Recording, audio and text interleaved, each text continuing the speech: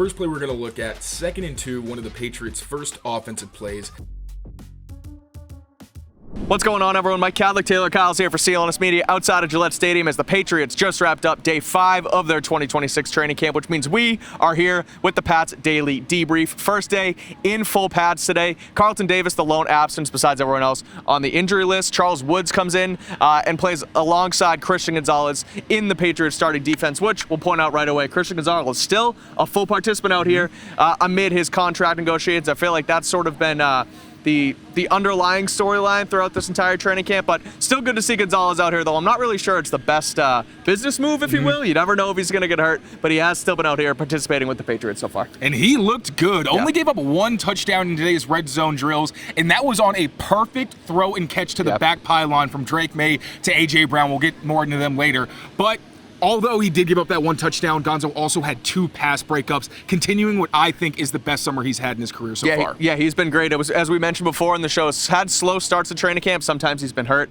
what have you. But no, he looks great out here so far. Still continuing that good faith contract negotiation on the defensive side of the ball. But let's flip it to the offense, because the storyline of the day is 2 wide receivers who had slow starts to camp in A.J. Brown and Kyle Williams. Both shined today in full pads. Drake May and A.J. Brown, specifically in the red zone, connect on a handful of touchdowns. And Kyle Williams had the 2 highlight reel plays of the day. Yes, he did. Now, A.J. Brown, I wasn't really surprised because we've seen Drake May and A.J. Brown show that rapport on short routes, especially ones that don't necessarily have conversions based on what the defense presents. So that continued today. They went 4 for 5, just looked automatic. I mean, A.J. Brown being such a big target, it was easy for him to box out anybody who was trying to cover him. Now, I will say most of his success did come against more reserve cornerbacks. Christian Gonzalez, when they matched up, I believe he was 1 for 1 in those situations. Might have been 1 for 3. I have to double check my notes. But Kyle Williams, now, that was surprising only because we've mentioned he's buried on the depth chart, but he's made the most of opportunities that we've seen. And today, the guy looked unguardable.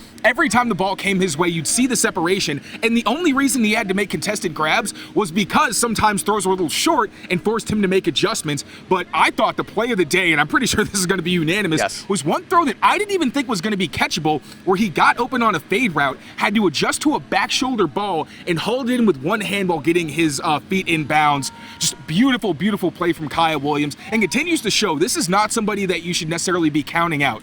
Yes, he's buried behind veterans on the depth chart, and sure, some of those plays, I think all of those plays did come with the backup offense, but all you can ask Kyle Williams to do is what he's asked, and that's what he's done so far. We spoke with Kayshon Boutte after practice, who had a quieter day today, but has been the Patriots' best wide receiver overall so far. Mentioned that he doesn't know if he's on the trade block. Did say he wants to be with the Patriots in 2026, but with Kyle Williams showing up and showing out today, you wonder if that's going to give the Patriots any more incentive to try and move him. Mike Vrabel spoke about a potential Kayshon Boutte trade this morning, was asked about it, said that he can't really speak on it, but they're always looking to try and make their team better. So we'll see what happens there. Any other news and notes from today?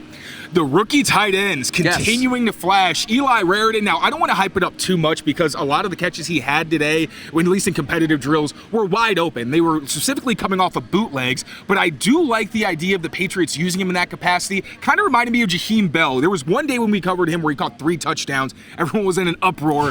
They were underneath routes, so it's not like he was necessarily doing anything to get open, but I do like that they are using an athletic tight end on those plays, so maybe he can break some tackles, get some yards after the catch, or at least run away from guys with his explosiveness. So another active day for Eli Raridon. And Tanner Arkin, somebody that I've had my eyes on for a while, but wanted to see how he looked once the pads came on, because that's his game, right? He's going to try to fill in that Julian Hill role and whatever other roles they present to him. He had some nasty moments as a blocker, one where he took down Draymond Jones, and even Reggie Gilliam had to give the rookie a shout out, saying he loves his physicality, and noting that Arkin had a couple of really impressive plays today. So these are things you saw on the tape. Awesome to see them translate in the run game. And I want to give Raridon his flowers. He also looked good in the ground game when at the point of attack. So we know that those 2 young guys have been getting opportunities over even a Jack Westover, who's a veteran, and they want to see what these guys can do in this offense with the opportunities they're given. So far, all positive. Second day in a row where Raridon has sort of flashed his ability to catch the ball and look like a solid weapon with the first team offense. He spoke after practice, said that the game's already starting to slow down for him, and that overall he thinks his camp's going well, and that he's just learning and trying to apply everything on the field day by day. We'll have a full recap from Patriots practice here on Patriots on CLNS coming up in a little while, so make sure you rate, review, and subscribe as always. And until next time, take care of yourselves, take care of each other, and we'll see you guys soon. Peace out, everyone.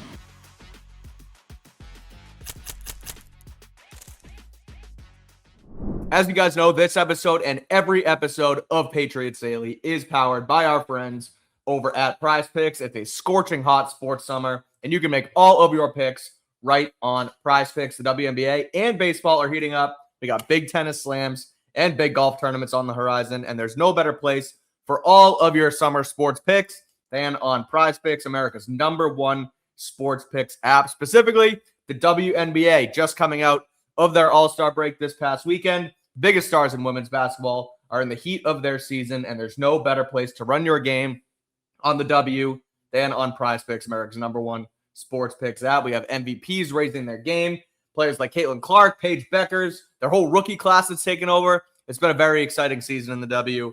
Get in on the action right now on the Prize Picks app. All you got to do is download the app today and use code CLNS, and you get $150 instantly in lineups if you win your first $5 lineup. Again, download the app today and use code CLNS to get $150 instantly in lineups if you win your first $5 lineup. Prize Picks, America's #1 sports picks app.